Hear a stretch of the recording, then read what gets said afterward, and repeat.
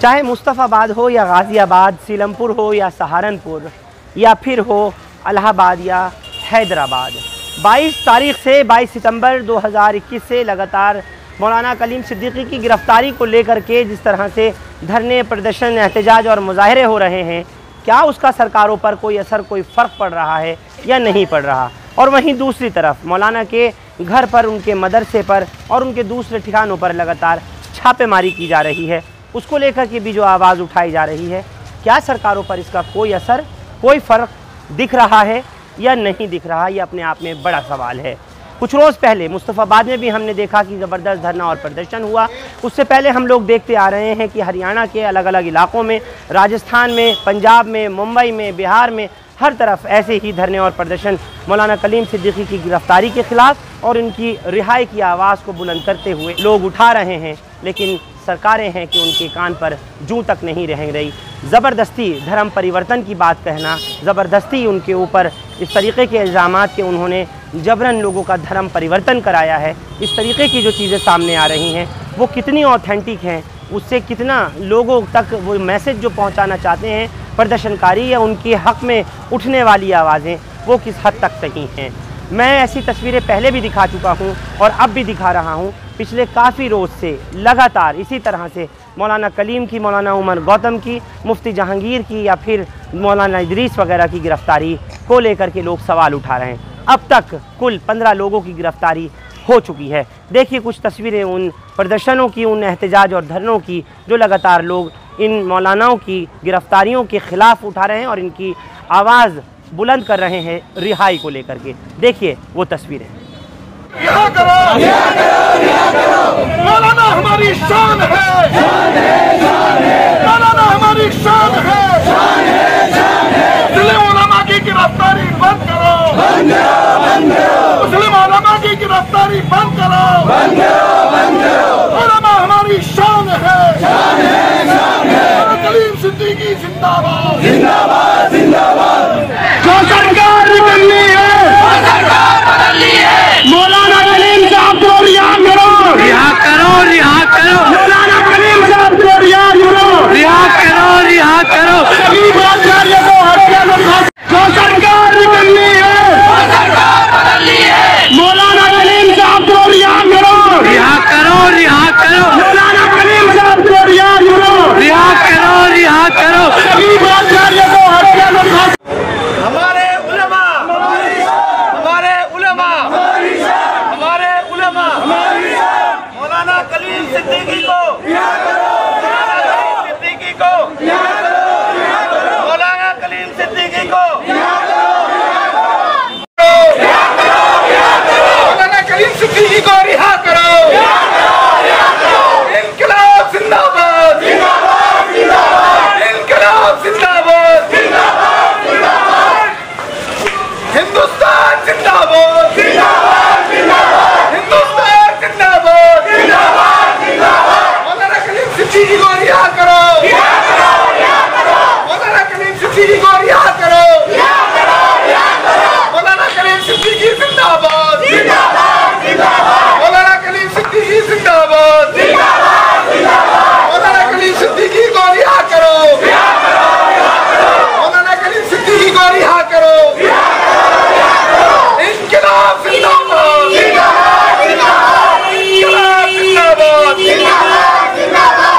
इनकलाब जिंदाबाद, जिंदाबाद, जिंदाबाद। हिंदुस्तान जिंदाबाद, जिंदाबाद, जिंदाबाद। हमारी एकता जिंदाबाद, जिंदाबाद, जिंदाबाद। मौलाना कलीम सिद्दीकी जिंदाबाद, जिंदाबाद, जिंदाबाद। सरकारों पर इन तमाम धरने प्रदर्शनों से कोई असर या कोई फ़र्क पड़ रहा है या नहीं पड़ रहा है, इन तमाम सवालों के साथ सिर्फ मुसलमानों को टारगेट करके चुनाव की तैयारी तो नहीं की जा रही। और आखिर सिर्फ मुसलमान ही क्यों, चाहे दिल्ली हो, यूपी हो या और जो जगह हमने देखी हैं, और ऐसे ही इश्यूज़ बनाए जा रहे हैं यूपी के अंदर। इन तमाम सवालात को लेकर के आज हमारे साथ मौजूद हैं मौलाना याकूब नूरी साहब, जो मौलाना की गिरफ्तारी हुई है उसके ख़िलाफ़ धरना और प्रदर्शन करना, एहतजाज करना, ये हमारा जमहूरी हक़ है। और हमें इससे बहस नहीं कि इसका कोई असर हुकूमत पर हो रहा है या नहीं हो रहा, मगर ये हमारा हक़ है। हम धरने देंगे और एहतजाज करेंगे और हुकूमत को बावर कराएंगे इस बात को कि उलमा की गिरफ्तारी जो है नाजायज़ है और ये कतई तौर से 2022 का इलेक्शन जीतने की साजिश है। वरना मौलाना कलीम सिद्दीकी साहब बिल्कुल बेकसूर हैं। इस्लामी बहुत बड़े स्कॉलर हैं, मुसलमान उलमा में बहुत बड़े इस्लामी स्कॉलर हैं और उनका कोई ताल्लुक़ इन तमाम चीज़ों से नहीं है जो उन पर तहमत और इल्ज़ाम लगाई जा रही है। ये सिर्फ मुसलमानों को मुश्तइल करके, माहौल को बिगाड़ करके, हिंदू वोटरों को एक जगह करके वोटर हासिल करके और इक़्तिदार पर कब्ज़ा करने की एक नापाक साजिश है। एक ऐसी नापाक साजिश है कि जिससे इनकार नहीं किया जा सकता और धरना देना और एहतजाज करना यह एक जमहूरी हक़ है। यह मुल्क हमारा जमहूरियत का मुल्क है, सेकुलरिज़म है यहाँ पर, यह हमारा हक़ है। हम इसके ख़िलाफ़, हम उनकी गिरफ़्तारी के ख़िलाफ़ और उन तमाम उलमा बेगुनाहों के ख़िलाफ़, मौलाना कलीम सिद्दीकी हो या मौलाना उमर गौतम हो या मौलाना मुफ्ती जहांगीर साहब हो या कारी इदरीस साहब हो या इसके अलावा और दीगर हमारे मौलाना कलीम सिद्दीकी के और रुफ़क़ा हों, उनकी तमाम गिरफ़्तारियों के ख़िलाफ़ धरना देना, एहतजाज करना, उसके ख़िलाफ़ सदा आवाज़ बुलंद करना, यह हमारा जमहूरी हक़ है। हुकूमतें उसका असर लेती हैं या नहीं लेती, ये तो अल्लाह पर मुनहसर है कि हम इसमें कामयाब होंगे या नहीं कामयाब होंगे। लेकिन हम जुल्म के ख़िलाफ़ आवाज़ उठाने के मजाज हैं। इस मुल्क में जो जुल्म हो रहा है उलमा के साथ और मुसलमानों के साथ, उसके ख़िलाफ़ हम आवाज़ उठाने के मजाज हैं। हिंदुस्तान का कानून, सेकुलर कानून, जमहूरियत का कानून हमें इसकी इजाज़त देता है। हमारी जमहूरियत पर जो कुल्हाड़े चला करके और फ़िरका परस्ती फैला करके हिंदू वोट को बटोरने के लिए, इलेक्शन जीतने के लिए जो साजिश की जा रही है, हम इसकी मजम्मत करते हैं और इसके ख़िलाफ़ आवाज़ बुलंद करते हैं और एहतजाज करते हैं कि ये इस साजिश को रोका जाए। हुकूमत इसको रोके, यह हुकूमत की जिम्मेदारी है। अगर हम हुकूमत उनको नहीं रोकती तो समझो कि हुकूमत अपनी जिम्मेदारी से सुबुक्तुक्ष नहीं हो रही है और हुकूमत अपनी जिम्मेदारी नहीं निभा रही है। लेकिन मौलाना, एक सवाल ये बनता है कि जबरन धर्म परिवर्तन, यानी ज़ोर ज़बरदस्ती से किसी का मज़हब को बदलवाना, और यही इल्ज़ाम जो शुरू हुआ था वो हम देख रहे हैं कि 20 जून 2021 को जब पहली गिरफ़्तारी हुई थी मौलाना उमर गौतम की, उस वक्त से लेकर के अब तक, क्या ये मुमकिन है या क्या इस्लाम इसकी इजाज़त देता है कि हम किसी को जबरन धर्म परिवर्तन करा दें, उसका धर्मांतरण करा दें, या हम ज़बरदस्ती किसी से कहें, बंदूक की नोक पर कहें या खुदा का नाम लेकर डरा करके कहें कि धर्म परिवर्तन कर लो तो तुम्हारी बख्शिश हो जाएगी, तुम्हें जन्नत मिल जाएगी, या अगर धर्म नहीं परिवर्तन करोगे तो जहन्नम में जाओगे। ये तमाम चीज़ें क्या डरा धमका करके भी धर्म परिवर्तन कराया जा सकता है? हरगिज़ नहीं, हरगिज़ नहीं। इस्लाम मज़हब जो है वो प्यार से, मोहब्बत से, अखलाक से फैला है, ज़ोर ज़बरदस्ती से नहीं फैला। ना हमारे मज़हब में इसकी इजाज़त है कि किसी का धर्म परिवर्तन ज़बरदस्ती कराया जाए, ये जायज़ नहीं है। मज़हब इसकी इजाज़त देता है। मज़हब इस्लाम अखलाक से, मोहब्बत से फैला है, अमन आश्ती से फैला है। इस्लाम इसकी इजाज़त नहीं देता कि किसी भी शख्स का धर्म परिवर्तन ज़बरदस्ती कराया जाए, न मज़हब इसकी इजाज़त देता है। और ना हिंदुस्तान में किसी ने किसी गैर मुस्लिम के मज़हब को ज़बरदस्ती तब्दील करवाया, ना ये ताकत है, ना इस्लाम इसकी इजाज़त देता है। ना मौलाना कलीम सिद्दीकी इसमें कसूरवार हैं, ना उन्होंने ऐसा किया, ना उमर गौतम ने ऐसा किया, ना मुफ्ती जहांगीर साहब ने किया। किसी शख्स ने भी किसी एक आदमी का भी धर्म परिवर्तन ज़बरदस्ती नहीं कराया। मज़हब अगर इंसान तब्दील करता है तो अपने मन के अंदर की आवाज़ से करता है। उसको जो चीज़ अच्छी लगती है वो उसको इख्तियार करता है। किसी की ज़ोर ज़बरदस्ती धर्म परिवर्तन कराने पर नहीं चलती और ना वो धर्म परिवर्तन कायम रहता कि जिसको ज़ोर ज़बरदस्ती से अंजाम दिया जाए। मज़हब इस्लाम इसकी कतई इजाज़त नहीं देता कि किसी के ऊपर तब्दीली मज़हब का दबाव डाला जाए। इस्लाम मोहब्बत और आश्ती से फैला है। मोहब्बत और आश्ती के साथ में उसे पैगाम दिया जाता है, आखिरत का नक्शा दिखाया दिखाया जाता है, जन्नत और दोज़ख का नक्शा दिखाया जाता है। किसी के दिल में आता है कोई कबूल कर ले, नहीं तो ना कबूल करे। लेकिन इस्लाम, मज़हब इस्लाम ज़बरदस्ती धर्म परिवर्तन की बिल्कुल इजाज़त नहीं देता। मौलाना कलीम सिद्दीकी, हमारे दीगर उलमा, उनके तमाम रुफ़क़ा बिल्कुल बेकसूर हैं। हमारा मज़हब इस्लाम किसी को ज़बरदस्ती धर्म परिवर्तन के लिए नहीं कहता। लकुम दीनुकुम वलिय दीन कुरान में आ गया है। अल्लाह ने फरमा दिया है तुम्हारा मज़हब तुम्हारे लिए, हमारा मज़हब हमारे लिए, तुम्हारा दीन तुम्हारे लिए, हमारा दीन हमारे लिए। कोई ज़बरदस्ती नहीं है, कोई किसी भी मज़हब को इख्तियार करे, मज़हब की तब्दीली में कोई ज़बरदस्ती नहीं हो सकती। मौलाना कलीम सिद्दीकी की मुलाकात उनकी गिरफ़्तारी से कुछ वक्त पहले जो संघ संचालक हैं, प्रमुख हैं संघ के, मोहन भागवत से हुई थी। क्या आपको लगता है कि उनकी मुलाकात का खामियाजा भुगतना पड़ा है मौलाना कलीम को? मैं नहीं कह सकता, लेकिन आरएसएस के संचालक जो सबसे बड़े हैं मोहन भागवत, उन्होंने अपने भाई को ख़त देकर फौलाद बराह रास्त मौलाना कलीम सिद्दीकी को दावत दी और अपने फंक्शन में बुलाया और उनको बहुत इज़्ज़त बख्शे, तमाम इज़्ज़तों से उनको नवाजा और मौलाना की बहुत खुशगवार मुलाकात हुई है मोहन भागवत से।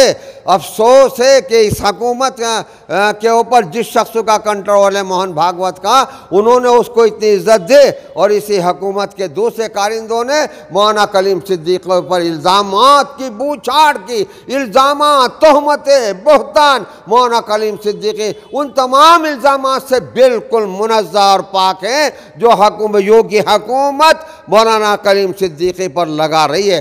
पुलिस ने जो इल्ज़ामात उन पर आयद किए गए उन पर कोई सदाकत नहीं है, कोई सच्चाई नहीं। नूरी साहब, अदालत करेगी इसका फ़ैसला, तो क्योंकि अब जब इन्होंने एफ़आईआर दर्ज कर ही ली है, गिरफ़्तार कर लिया है, तमाम चीज़ कर ली है, क्या सही है, क्या गलत है, क्या सच है, क्या झूठ है, ये तो पूरा तमाम दारोमदार जो है वो अदालत पर है, अदलिया पर है, जिस पर आपको, हमको, सबको भरोसा होना चाहिए। बेशक हम यहाँ की अदलिया पर पूरा भरोसा रखते हैं, अदालत पर पूरा भरोसा रखते हैं। इंशाअल्लाह दूध का दूध निखर करके आ जाएगा, पानी दूध पानी अलग हो जाएगा। हमारा पूरा एतकाद और एतमाद यहाँ की अदालत पर है कि इंशाअल्लाह सारे के सारे निखर करके आ जाएगा और अदालत से मौलाना बिल्कुल बाइज्जत बरी होंगे और उन पर कोई इल्ज़ाम पुलिस साबित नहीं कर सकते। मौलाना इस तमाम बातों से बिल्कुल बाइज्जत बरी होंगे। हमारा अदालत पर पूरा एतमाद है, पूरा एतमाद है। अदालत अदालत है और वो इंसाफ पर मबनी फैसला देगी और इंशाअल्लाह मौलाना बाइज्जत बरी होंगे। 2022 में जो इलेक्शन यूपी में होने जा रहा है, यूपी हुकूमत तमाम तर कोशिशें और जद्दोजहद करके ये चाहती है कि इलेक्शन को जीत लिया जाए। उलमा पर इसीलिए वार किया जा रहा है और उलमा को गिरफ्तार करके गैर मुस्लिमों की वोटों को एक साथ जमा करके वो गैर मुस्लिमों के वोट हासिल करना चाहते हैं ताकि तमाम गैर मुस्लिमों का वोट उसको मिल जाए, लेकिन कामयाब नहीं होंगे। उम्मीद इंशाअल्लाह ये है कि उलमा पर ये वार करना हुकूमत के लिए ख़तरनाक साबित होगा, नुकसानदेह साबित होगा। अल्लाह ने चाहा, क्योंकि खुदा की गैबी मदद आएगी, उलमा की मदद आएगी। उलमा एक ऐसा तबका है रुए ज़मीन पर कि जिनके बारे में अल्लाह के रसूल ने फरमाया है कि एक आलिम जहाँ है वहाँ रोशनी फैल रही है और मौतुल आलिम मौतुल आलम करार दिया है। एक आलिम की मौत पूरे आलम की मौत है, इतना बड़ा दर्जा है उलमा का। तो इंशाअल्लाह हुकूमत अपनी साजिश में कामयाब नहीं होगी। वो फ़िरका परस्ती फैलाकर, हिंदू मुसलमान झगड़े कराकर, मुसलमानों के खिलाफ क्या नाम फ़िरका परस्ती कूट करके भर कर जहर फैला, फ़िरका परस्ती का जहर फैलाकर इलेक्शन जीतना चाहते हैं जो कामयाब नहीं होंगे इंशाअल्लाह। तो मौलाना साहब, एक तरफ देखा जा रहा है देश के अंदर जो कहते हैं नया भारत बनाया जाएगा, उसमें असम के अंदर मुसलमानों पे जुल्म किया जाता है, हरियाणा में जुल्म हो रहे हैं, वहाँ के सीएम कहते हैं कि लाठियाँ उठाओ और इस तरह की बातें करते हैं, भड़काऊ भाषण देते हैं, कहते हैं जेल जाओगे तो बड़े नेता बन जाओगे। और यूपी में तमाम किस्से आपके सामने चल रहे हैं, मौलानाओं को गिरफ्तार किया जा रहा है, झूठे आरोप लगाए जा रहे हैं। तो इस पर आप पूरे देश के हालात पर किस तरह से अपनी बात को रखना चाहते हैं जनता के सामने? हम पूरी हिंदुस्तान के तमाम आवाम से अपील करते हैं कि हुकूमत की इस साजिश से आगाह हो जाएं कि जो फ़िरका परस्ती और तशद्दुद का रास्ता इख्तियार कर रहे हैं, हमारे इस जमहूरी मुल्क में तशद्दुद के रास्ते की कोई गुंजाइश नहीं है। हिंदुस्तान को आज़ाद जिन लोगों ने कराया वो सबसे बड़ी शख्सियत महात्मा गांधी है, जिनका आदम तशद्दुद का हथियार पूरी दुनिया में मशहूर है कि तशद्दुद के लिए हमारे निज़ाम में कोई गुंजाइश और कोई जगह नहीं है। तशद्दुद फैलाकर जो भी काम किया जा रहा है वो गलत किया जा रहा है। हमारे मुल्क को पूरी दुनिया में रुस्वा किया जा रहा है। आज दुनिया में तमाम दुनिया में मिस्टर गांधी के अदम तशद्दुद के हथियार को याद किया जाता है। उन्होंने अदम तशद्दुद के हथियार से इस मुल्क को आज़ाद कराया। हमारे इस जमहूरी निज़ाम में तशद्दुद की कोई गुंजाइश नहीं है। लेकिन मौलाना साहब, जब मौलाना कलीम सिद्दीकी को गिरफ्तार किया जाता है और रिपोर्ट में लिखा जाता है FIR के अंदर ATS के द्वारा कि ये अल्लाह से डराने की बात करते हैं और जन्नत का लालच देती, तो हर मज़हब के अंदर है कि आप अच्छा काम करोगे तो आपका भगवान, आपका ईश्वर, आपका अल्लाह आपको जन्नत में भेजेगा। लेकिन ये इस तरह की बातें एक FIR के अंदर ATS लिख रही है, तो इसको किस नज़र से देखा जाएगा? ATS जो है वो सरकार के दायरे में काम करती है, तो ऐसा क्या है कि सरकार को नहीं दिख रहा या ATS अपनी मनमानी कर रही है या गवर्नमेंट करा रही है सारी चीज़ें? ऐसा क्या वजह है जो इस तरह की बातें एक चार्जशीट में लिखी जा रही हैं? मेरा गुमान है कि यह हुकूमत की साजिश है, हुकूमत के ईमार इशारे पर हो रहा है। वरना हर शख्स अपने अच्छी बात बताएगा तो अच्छा अंजाम होगा, उसके अच्छा नताइज बरामद होंगे। कोई अच्छा रास्ता इख्तियार करेगा, अच्छे रास्ते पर चलेगा, उसको अच्छाई मिलेगी, बुरे रास्ते पर चलेगा तो बुरी मिलेगी। सारे मज़ाहिब में सब मज़हब यही तालीम देते हैं, लेकिन ये हुकूमत के ईमार इशारे पर मौना को और क्या नाम बदनाम करने के लिए एक नापाक साजिश है। और इस बीच हम लोग मौलाना ये भी देख रहे हैं कि कहीं मस्जिद तो कहीं मदरसे निशाना बनाए जा रहे हैं, कहीं मकातिब को निशाना बनाया जा रहा है तो कहीं मुदर्रिसीन को निशाना बनाया जा रहा है। हमने ये भी देखा कि आसाम में जिस तरीके से नरसंहार किया गया, हमने ये भी देखा कि लखीमपुर खीरी में जिस तरह नरसंहार किया गया, वहाँ किसानों को मारा और वहाँ निहत्ते मुसलमानों को मारा, ये कहते हुए कि ये एनक्रोचर है। मोइनुल हक को मारा, 12 साल के बच्चे को आसाम में मारा गया। सवाल ये है कि इन तमाम चीज़ों से इतना तशद्दुद फैला करके क्या कभी आपने देखा, कभी सोचा अपनी इतनी ज़िंदगी में, जितनी उम्र आपकी हो चुकी लगभग 70 साल के ऊपर, मैं आपसे पूछना चाहता हूँ, क्या ऐसा वक्त कभी देखा था जो आज आप देख रहे हैं? किस तरह से गाड़ी से रौंदा जा रहा है, किस तरीके से पॉइंट ब्लैंक रेंज से निहत्ते लोगों के ऊपर गोलियां मारी जा रही हैं।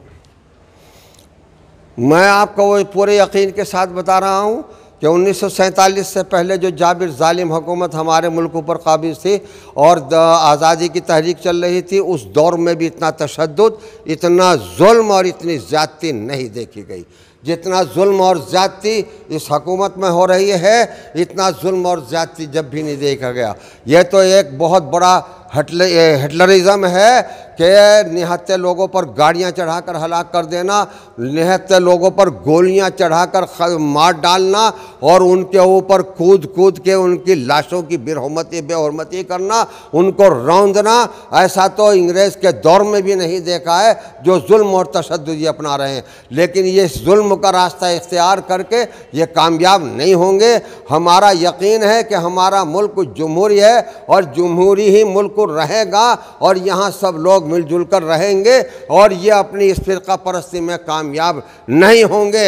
यहाँ आज भी हमारे हिंदू भाई बहुत ऐसे नेशनल भाई हैं जो इस जुल्म के ख़िलाफ़ आवाज़ उठाते हैं और इस जुल्म को जुल्म कहते हैं। लोग इस जुल्म का ऐसा जालिमाना तरीक़ा इख्तियार करके कभी कामयाब नहीं होंगे। हमारा मुल्क जमहूरी रहेगा कि हिंदुस्तान में सारे जो ये रहने वाले हिंदू मुसलमान एक अरसे से मोहब्बत प्यार से रहते चले आए हैं और आज भी वो उसी प्यार और मोहब्बत को तरसते हैं। मौलाना कलीम सिद्दीकी की गिरफ्तारी के बाद जिन लोगों ने वहाँ के हिंदुओं से जाके बयानात लिए हैं वो गवाह इस बात के कि वो कितना एहतराम मौलाना का करते हैं और मौलाना उन लोगों का कितना एहतराम करते थे और कभी उन लोगों को उन्होंने मुसलमान होने के लिए नहीं कहा। ये मौलाना के ऊपर सरतासर जुल्म है और बोहतान है, झूठा बोहतान। गिरफ्तार मौलाना हो गए हैं, दिल्ली दंगों में हमने देखा कि चाहे कपिल मिश्रा हो, रागिनी तिवारी हो, या हम ये देखते चले आ रहे हैं कि जो और बाकी लोग हैं, चाहे तस्लीमा नसरीन जैसे,